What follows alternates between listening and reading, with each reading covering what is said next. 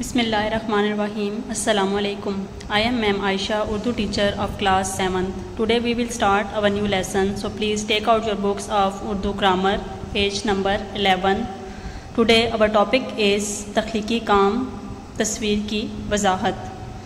First of all, I will tell you how we can write تخلیقی work, یعنی تصویر کی وضاحت کس طرح کی جاتی ہے.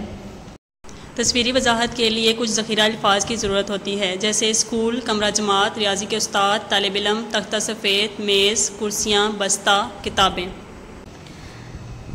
یہ تصویر ایک اسکول کی ہے.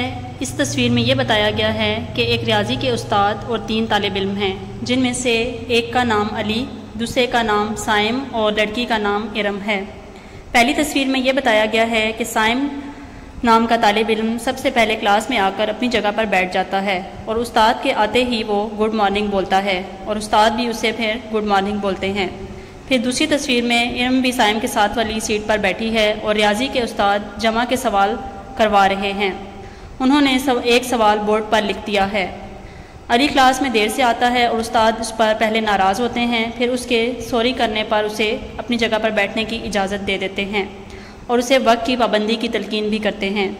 پھر دوبارہ وہی جمع کا سوال جو بورڈ پر لکھا ہوتا ہے، علی کی وجہ سے وہ کوئی سوال دوبارہ سمجھاتے ہیں اور دیر سے آنے کی وجہ سے اسے سوال ٹھیک سے سمجھ نہیں آتا. سائم اور ارم کو جمع کا سوال بہت اچھے طریقے سے سمجھ آ جاتا ہے اور وہ جلدی اپنا کام ختم کر کے چلے جاتے ہیں. آخری تصویر میں یہ بتایا گیا کہ علی کرسی پر بیٹھا اپنی کتاب بیگ میں ڈال رہا ہے اور کیونکہ دیر سے آنے کی وجہ سے اس کا کام بھی دیر سے ختم ہوا. نتیجہ: ہمیشہ وقت کی پابندی کرنی چاہیے. I hope you understand my lecture very well.